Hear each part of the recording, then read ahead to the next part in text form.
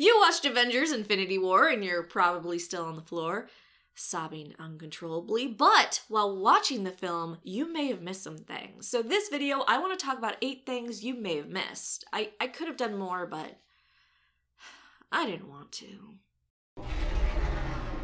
So hopefully you've picked yourself up off the floor, and warning, there are spoilers for Infinity War in this video. I feel like that would be obvious, but not everyone is that smart. Starting with number 1, the fact your favorite characters aren't really dead. So Thanos succeeded in his little trimming project and half the universe was wiped out, including Spider-Man, which, holy fuck, that was the most heartbreaking moment in that movie. I was doing fine with everyone else disintegrating, and then Spider-Man went, and a part of me just died inside. But if you're worried about your heroes being permanently dead, I wouldn't be. One, despite them dropping Infinity War Part 2 from the title of Avengers 4, it is still definitely a continuation.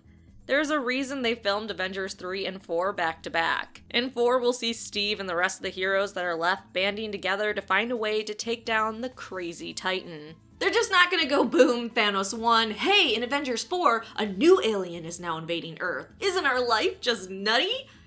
No, Marvel isn't that dumb. Furthermore, you really think they'd kill off Spider-Man, Doctor Strange, and Black Panther? Characters they are fucking making bank off of. No, Marvel isn't that stupid. This was to up the stakes. And we know these characters have sequels already lined up. Sequels that probably will not just take place before the Infinity War. Though with that being said, they did say that certain characters would be permanently dead from Avengers 3, so yikes. But if those 2 things don't reassure you, then you probably also miss what Doctor Strange said to Tony, that what happened was the only way. This was all part of Doctor Strange's plan. He said he looked at millions of potential paths and saw the one where they won. Doctor Strange is a lot of things. Being sentimental and letting half the universe disappear and Thanos getting the Time Stone just to save one man just isn't Doctor Strange. Read his comics. That guy's a fucking dick. He killed sentient houses and used his magic for orgies, but whatever.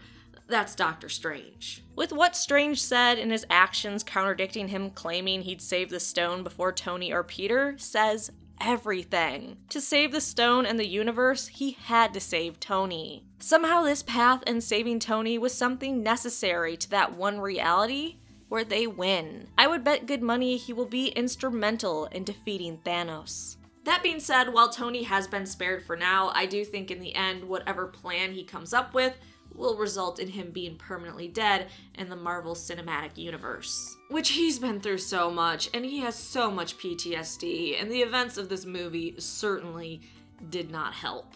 Also keep in mind, in the beginning of the movie, Tony was talking about wanting a son and dreaming he had one.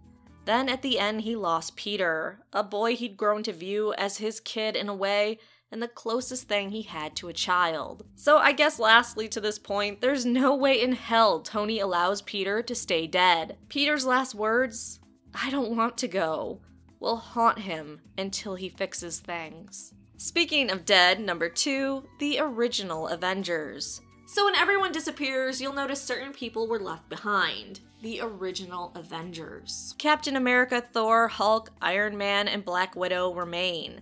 Probably Hawkeye still chilling out there too. With the characters that came later, Vision, Black Panther, Spider-Man, Guardians of the Galaxy, and so on, all gone. It is a bit of a reset in a way, but won't last.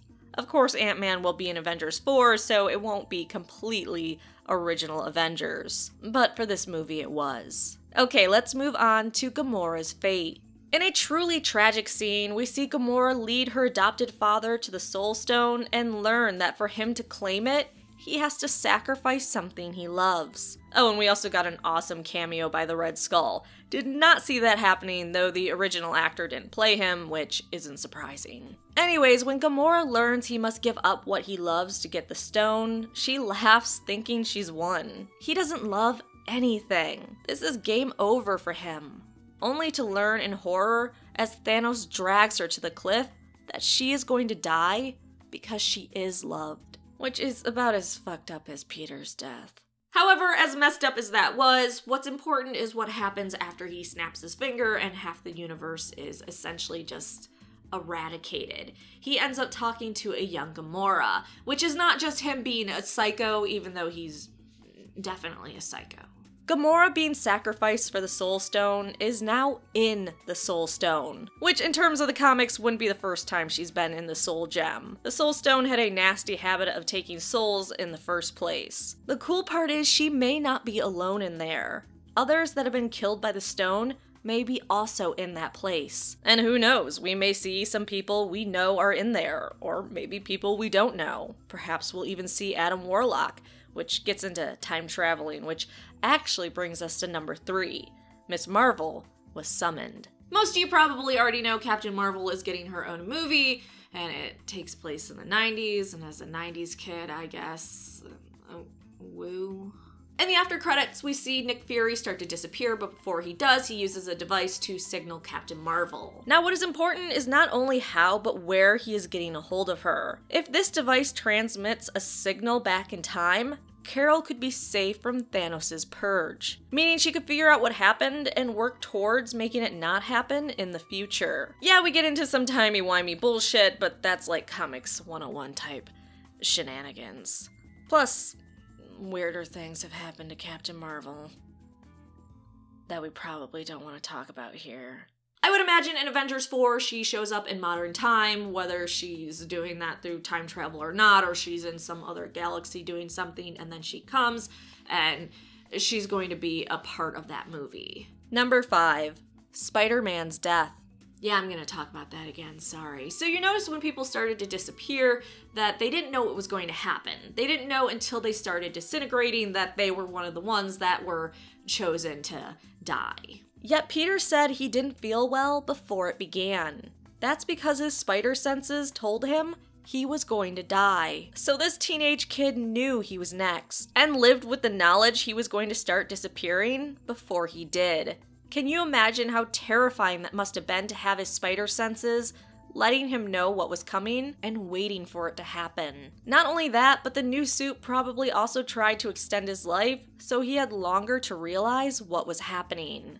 That's dark as fuck. Number 6, Thanos' killing.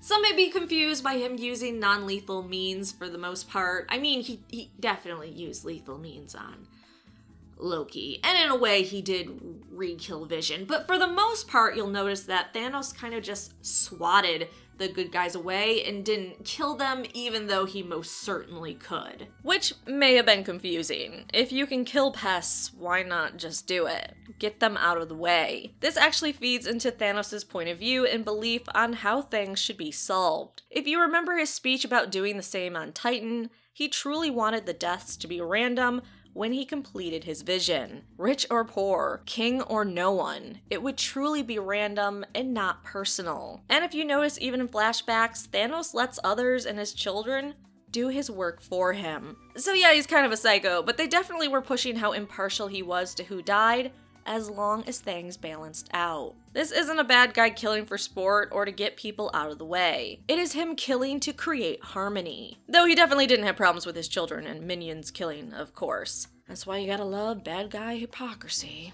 Number 7, Hulk. You probably didn't miss this one, but I have to talk about it. I love the complicated relationship between Hulk and Loki, with the Hulk beating the ever-loving shit out of him in the first Avengers.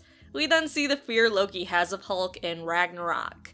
In this movie, Loki is the one that mirrors Tony when he says, "We have a Hulk." So that was a pretty sweet full circle. Finally, number 8, Defender. Teenage Groot, who isn't actually the original Groot, just in case you missed that announcement and you don't have that wound in your soul, was playing a game called Defender, which just wasn't showing teenagers in the stereotype of, oh, they don't give a shit about socializing and just want to play video games. Defender was an arcade video game from 1981. The premise was you were on an unnamed planet trying to defeat wave after wave of invading aliens while protecting your people. Yeah, it kind of sounds familiar to what we were watching. Now, besides that, there are a shit ton of comic book references in this movie, which I can do in a separate video, but I don't think most people give a shit. But let me know, what are your thoughts in the comment section down below? Did you love the film? You didn't see it? You need therapy now? You know, just let it out in the comment section down below. Also, who do you think will die in Avengers 4 for real, and who do you think will be brought back? Let me know your thoughts in the comment section down below. Make sure to like and subscribe.